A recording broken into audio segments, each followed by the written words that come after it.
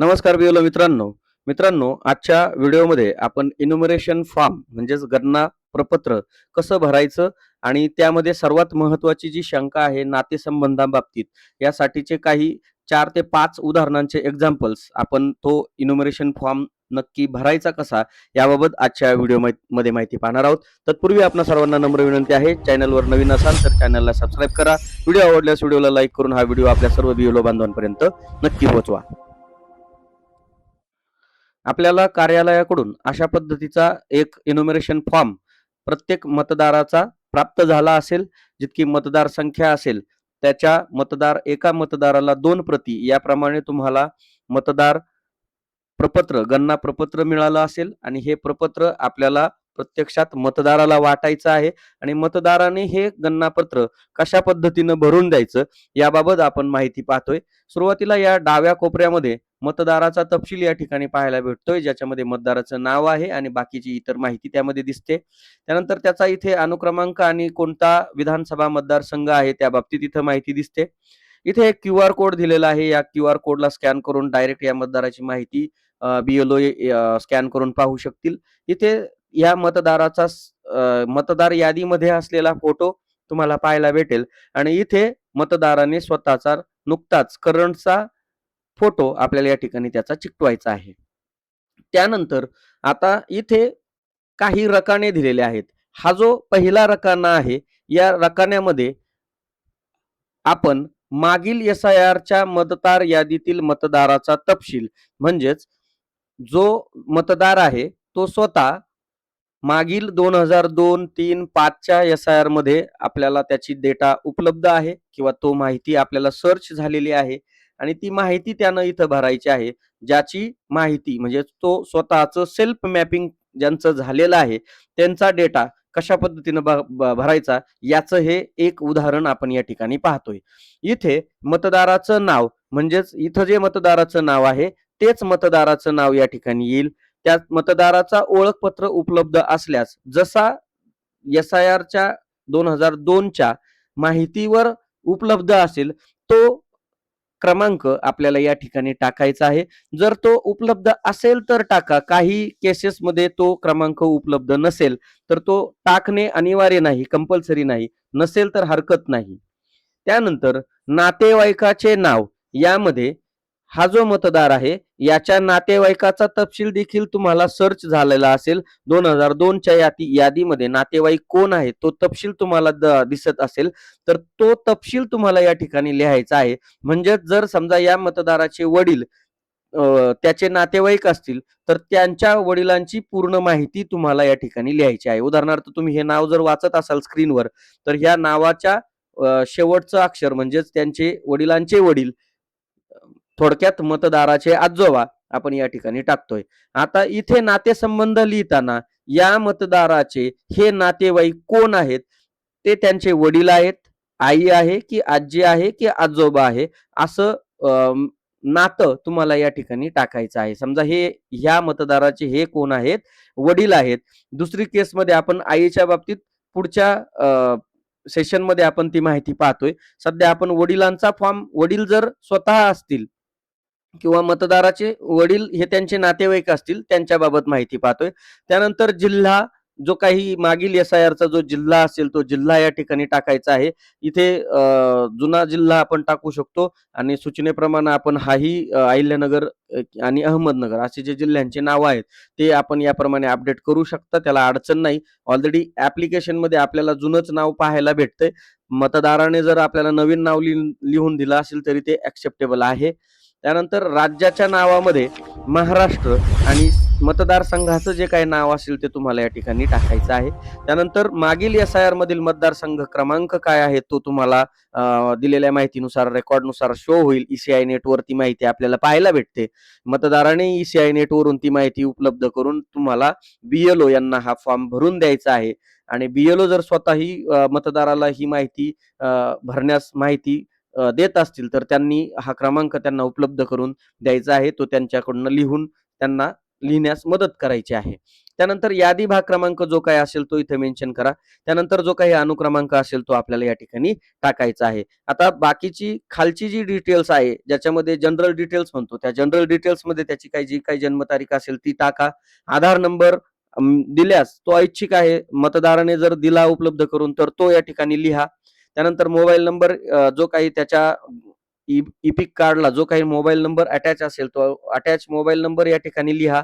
त्यानंतर वडिलांचं नाव, वडिलांचा ओळखपत्र क्रमांक, आईचं नाव, आईचा ओळखपत्र क्रमांक, पतीचे नाव आणि तिचा ओळख क्रमांक, अशा पद्धतीनं तुम्ही हा फॉर्म भरून घ्यायचा आहे. आता या जनरल डिटेल्समध्ये म्हणजे या खालच्या रकान्यामध्ये तुम्हाला जी महत्वाची मॅन्डेटरी माहिती आहे, जी आपल्याला ऑनलाईन भरायची आहे BLO म्हणून, तर या ठिकाणी वडिलांचं नाव आणि आईचं नाव हे या ठिकाणी आपल्याला कंपल्सरीमध्ये भरायचं आहे. या लाल रंगामध्ये तुम्हाला दिसत असेल, तर ह्या दोन्ही गोष्टी या ठिकाणी कंपल्सरीमध्ये आहेत. बाकीची इतर माहिती नसल्यास ती नसेल तरी तुमचा फॉर्म सबमिट होईल, परंतु ह्या 2 गोष्टी तुम्हाला कंपल्सरी लागणार आहेत. आणि त्यानंतर मतदाराची किंवा कुटुंबातील कोणत्याही प्रौढ सदस्याची सही, डाव्या हाताचा अंगठा किंवा नातेसंबंध दुसरा जर व्यक्ती सही करून देत असेल, तर नातेसंबंध कोणी सही केली त्याचे नातेसंबंध तारखेसह तुम्हाला या ठिकाणी घ्यायचा आहे, तुम्ही स्क्रीनवर पाहत असल्याप्रमाणे. आणि सगळ्यात शेवटी तुम्हाला मतदान केंद्रस्तरीय अधिकारी म्हणून या ठिकाणी सही करायची आहे आणि हा फॉर्म डिजिटाइज करायचा आहे. त्याची प्रक्रिया आपण ऑलरेडी इतर व्हिडिओजमध्ये पाहिली असेल, कोणी पाहिली नसेल तर आपण ती पाहू शकता.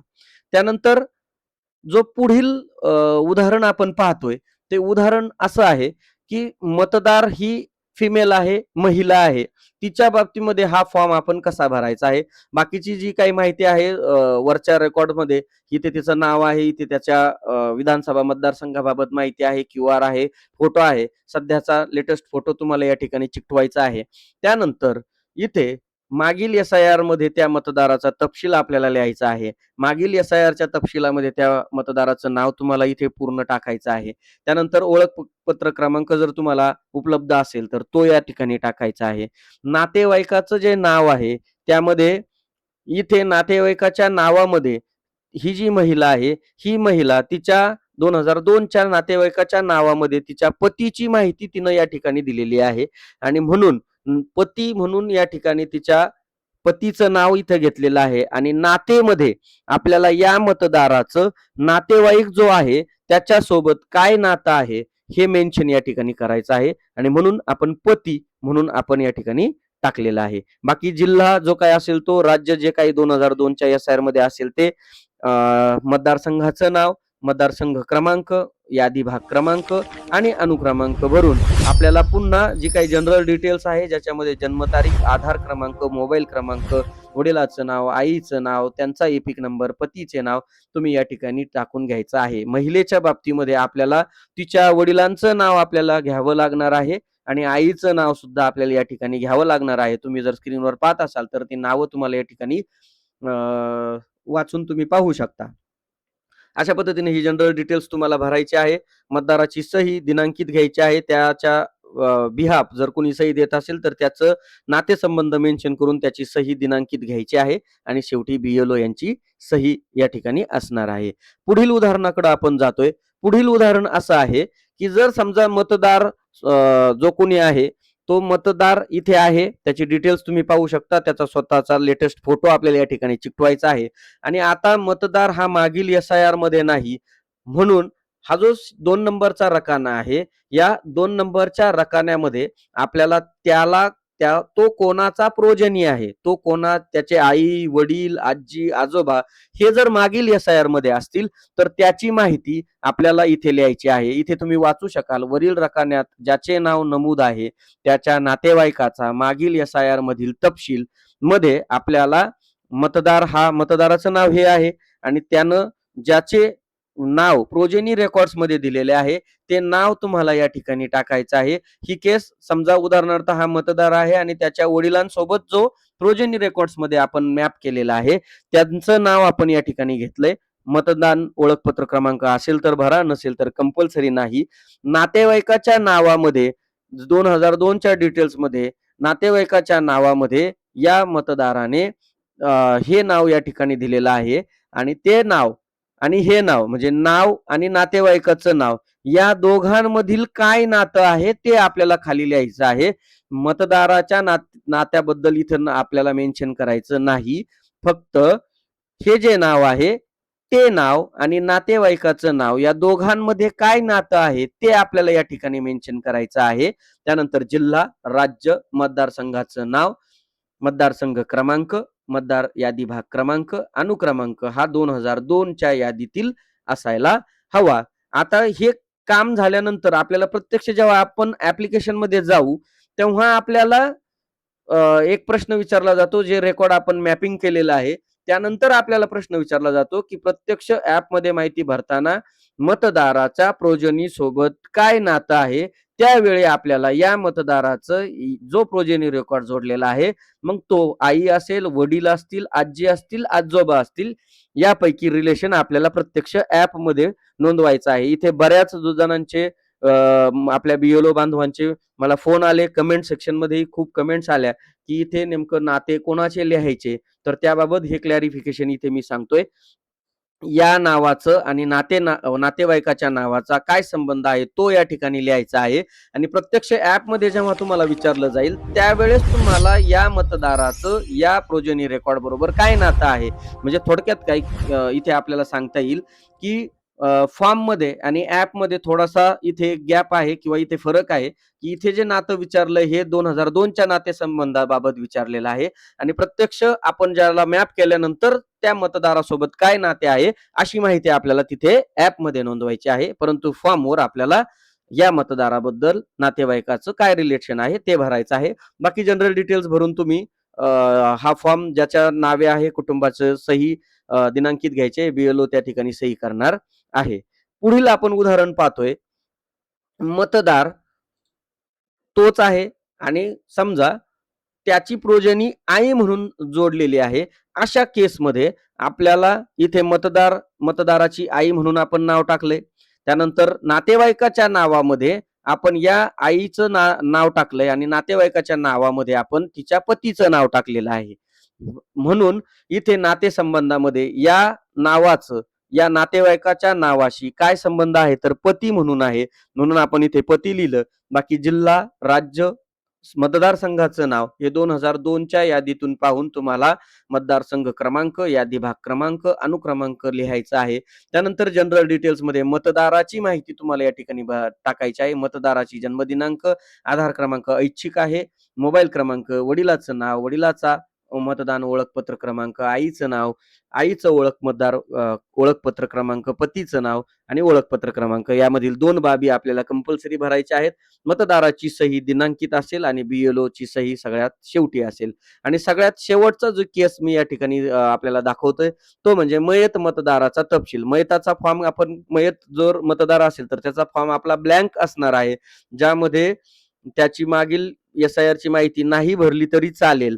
आणि जर आपल्याकडनं मॅपिंग झालेलं असलं तर ऑनलाईन मॅपिंग जरी आपण करून ठेवलेलं असलं तरी गडबडायचं नाही. फॉर्म हा कोरा आला तरी चालेल. फक्त फॉर्मच्या सर्वात शेवटी आपल्याला असा एक शेरा द्यायचा आहे, सदर मतदार हा मयत झाला आहे आणि त्याच्या वतीने जो कोणी मतदार असेल, त्याचे नातेवाईक असतील, त्यांची सही आणि त्यांचा जो काही नातं असेल ते नातेसंबंध इथे टाकून दिनांकित सही घ्यायची आहे आणि शेवटी बीएलओ ची सही घ्यायची आहे. मयत मतदाराच्या बाबतीमध्ये आपल्याला हा फॉर्म शेवटी अनकलेक्टेबल राहील याची दक्षता घ्यायची आहे आणि अनकलेक्टेबल केल्यानंतर तुम्हाला जे काही कारण द्यायचं आहे ते डेथ असं लिहायचं आहे आणि 150 अक्षरांमध्ये तुम्हाला सदर मतदार हा मयत झाला आहे असं शेरा तुम्हाला नोंदवून त्याला अनकलेक्टेबल मार्किंग करायचं आहे. तर अशा पद्धतीनं आपल्याला जे काही काम करायचं आहे, मतदाराचा इन्युमरेशन फॉर्म जो आहे तो या पद्धतीनं आपल्याला भरायचा आहे. या बाबतीत आणखी काही आपली शंका असेल तर कमेंट सेक्शन मध्ये काय तुमची शंका असेल ती लिहा. त्या बाबतीत आपण नक्कीच मार्गदर्शन करू. आपल्याला व्हिडिओ आवडला असल्यास व्हिडिओला लाईक करायचा आहे, चॅनलला सबस्क्राईब करायचा आहे, कारण पुढील जो व्हिडिओ आहे तो एनामुलीजवर येणार आहे आणि तो आपल्याला मिळवण्यासाठी आपल्याला चॅनलला सबस्क्राईब करून बेल आयकॉनला क्लिक करायचा आहे, म्हणजे त्याची नोटिफिकेशन तुम्हाला भेटेल. धन्यवाद.